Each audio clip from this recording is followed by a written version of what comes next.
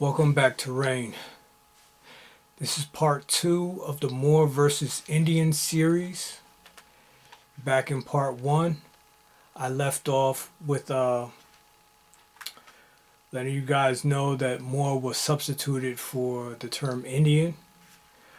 I will continue reading in my book, Who Are You? Knowing Your Ancestors. And let's start off with most of the colonizers that came to this land before the 1600s knew our people to be Moors because of the Moors of the East that inhabited Europe. It wasn't until the 1600s that the identity of our people began to change among the colonizers from Moor to Indian, and that's on this land. What I'm about to read is Standard or Headdress, a historical essay on a relic of ancient Mexico by Zelia Nuttall. Quote, "It is interesting to note the gradual changes that occur in the wording of the subsequent periodical official registrations of this Moorish hat. In 1613, its description was faithfully reproduced. In 1621, the word Indian was substituted for Moorish. With this single alteration, the original text was again transcribed in 1730. So, as you can see, colonizers, they come to the land and they want to change things. They want to change the names of places, change the names of people, change the names of everything, and that gives them a false sense of control.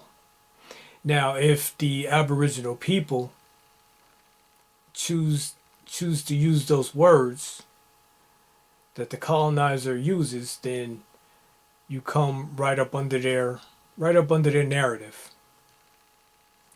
and that's another way of oppressing Aboriginal people. But let me read something else from my book. When you do perform a genealogy check on your bloodline, please remember that the colonizers changed the names of a lot of these tribes, even the tribes. If you claim their made-up names, they are still controlling the narrative. Therefore, it's imperative that you find out the original name of your tribe.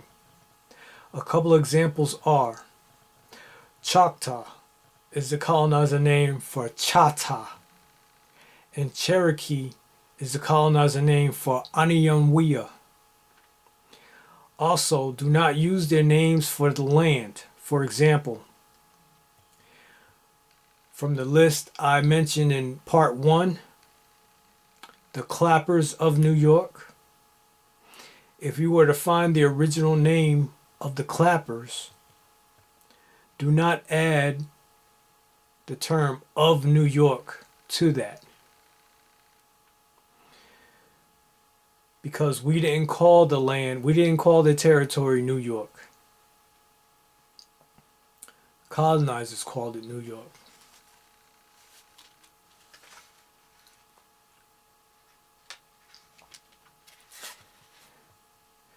But in my opinion, it boils down to status. That's the number one issue in law. And if you think about it, in my previous videos, I talked about the Dred Scott case and how plaintiff was in error because his status of being a Negro was not recognized by the courts. Well, Indian can be used the same way because, according to the Indian Appropriations Act of 1871, this is from part 1. The Indians, they were relegated to federal wards, and so their status was demolished basically. I mean, they're no different from Negroes. blacks, coloreds, African Americans. It's no different. So it boils down to status.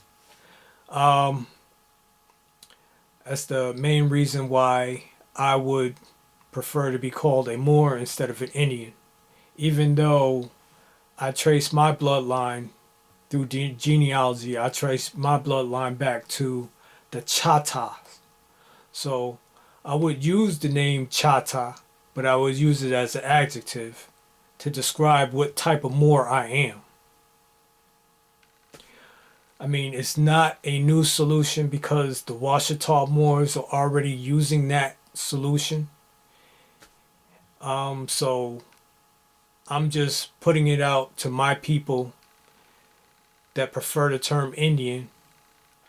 It might be a good idea to use the term Moor and use your original tribal name to describe what type of Moor you are. Like, I'm a Chata Moor, like I mentioned before. And if you trace your bloodline back to Cherokee, then you would be known as an Anayanwiya Moor. Very simple.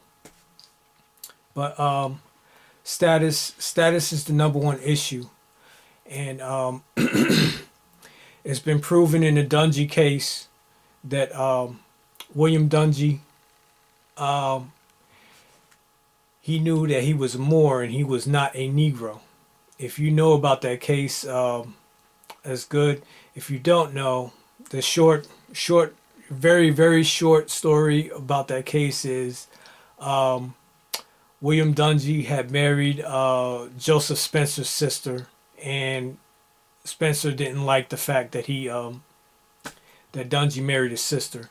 So he went around town and he said that Dungy was a Negro, and at that time in 1855 in the state of Illinois, it was illegal to be a Negro. You would lose all your property, and you would lose your rights and all that good stuff. So Dungy had sued Spencer for what we would call today as defamation of character, and he actually won because of his status of being a Moor. Another instance that I could think of is the Sundry Moors of South Carolina. And the short story on that is there were some Moors that were captured by African king. And this captain, I think his name was Captain Clark or something like that. He sent for these Moors, and he promised that he would present them in front of the emperor of Morocco, and they would be set free, or the ambassador for the emperor of Morocco, and they would be set free. Instead, he betrayed these Moors, and he sold them into slavery in South Carolina. The Moors were known as Daniel, Samuel, Hammond, and Francis, and they had their wives with them, Clorinda, Sarah, Fatima, and Flora. They worked off their supposed debt to free themselves, and they petitioned the South Carolina state that if they were to be found guilty of a crime, they would be charged like a regular citizen of South Carolina instead of by the Negro laws that were in place at that time. And the South Carolina state, they agreed, and you can look that up. It's Sundry Moors of South Carolina, 1790. But it all goes back to status. And for my people that call themselves Indian, please think about the word Moor. And on that note, I'm going to say peace.